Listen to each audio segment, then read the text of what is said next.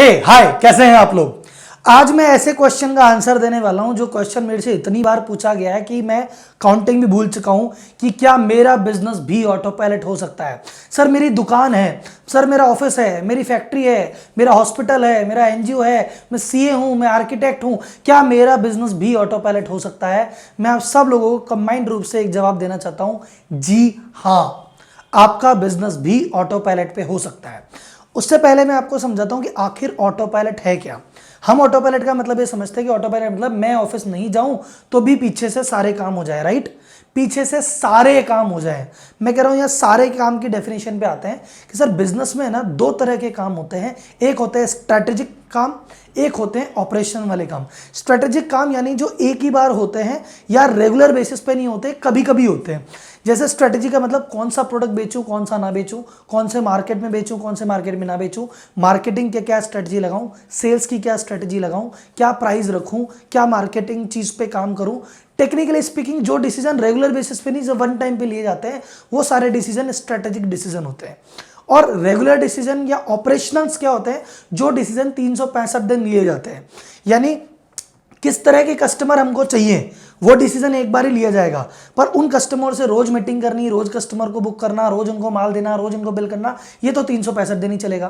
किस तरह का एम्प्लॉय रखा जाए, किस पोस्ट पे रखा जाए, मैनेजर रखा जाए या एग्जीक्यूटिव रखा जाए, ये एक ही बार सोचना होता है। पर जब बंदा हायर कर लिया तो वो कितने बजे आ रहा है, कितने बजे जा रहा है, बीच में क्या काम कर रहा है, जब कैसे काम कर रहा है, जब अच्छा कर रहा है, बुरा कर रहा है, कब ट्रेन करना है, कैसे करना है, वो ऑपरेशन होता है। फाइनेंस में हमें किस रेशियो का ध्यान रखना है या फिर हमें क्या परसेंटेज प्रॉफिट मार्जिन लेना है, ये एक बार डिसाइड किया जाता है। ये स्ट्रेटेजिक है। लेकिन अब डेली वो मार्जिन आ रहा है कि नहीं आ रहा, हमारे खर्चे क्या हो रहे हैं, हम कितना कमा पा रहे हैं, ये डेली बेसिस पे देखना ऑपरेशन है, राइट। समस्या क्या होती है हमारे साथ, समस्या क्या है कि नॉर्मली 99% ऑफ द एंटरप्रेन्योर हमेशा ऑपरेशन में ही लगा रहता है।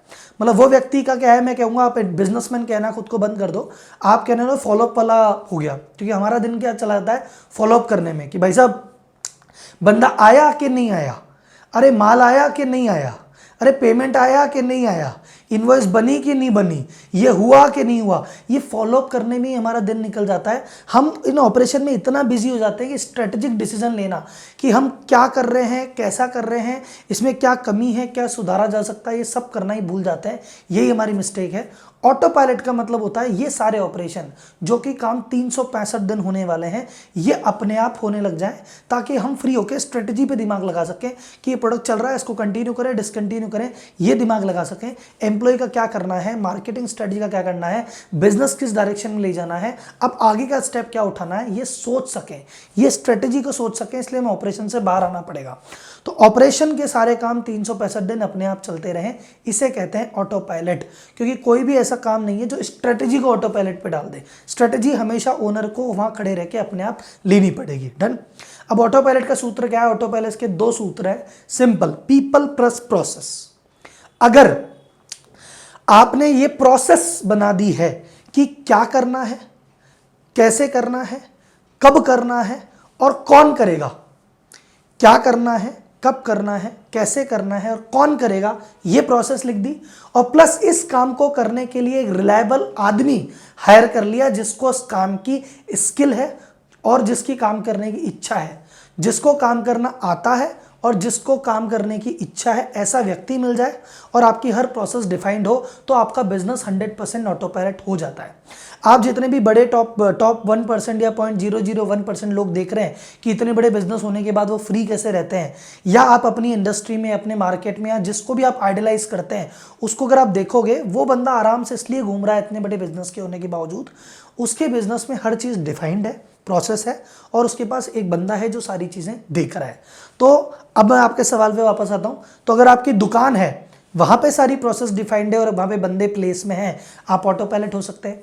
आपकी फैक्ट्री में सारी प्रोसेस डिफाइंड है और बंदा है, आप ऑटो पायलट हो सकते हैं। आपका सी ऑफिस है, आपका आर्किटेक्ट ऑफिस है, आपका हॉस्पिटल है, आपका रेस्टोरेंट है, आप B2B हैं, आप B2C हैं, आप कुछ भी हैं, अगर आपके पास प्रोसेस डिसाइड है, आपके पास बंदा है और आपके बिजनेस के जितने भी 365 दिन के काम हैं, sales, purchase, marketing, employ management, accounts, finance, ये अपने आप हो रहे हैं, then you are on autopilot. तो सर आपको सिर्फ ये 2 चीज़ को ध्यान रखना है। तो अगर आपके पास, आप सिर्फ ऑटो पायलट पे तब नहीं हो सकते जब या तो आपके पास एम्प्लॉय नहीं है कि भाई साहब आदमी नहीं है तो कैसे ऑटो पायलट होगे, या आदमी तो है पर प्रोसेस नहीं है, तो आप ऑटो पायलट नहीं हो सकते। अगर आपके पास ये दोनों कॉम्बिनेशन है, you are on autopilot my friend. और इस चीज़ को कैसे आना है, इस पर मैं रेगुलर बेसिस पे कोर्सेज लेता रहता हूँ, उसकी जानकारी आपको मेरी वेबसाइट rahulmalodia.com पे मिल जाएगी। तो अगर आपको लगा आज की नॉलेज इंटरेस्टिंग थी तो please like, subscribe and share it with all others. Thank you, धन्यवाद।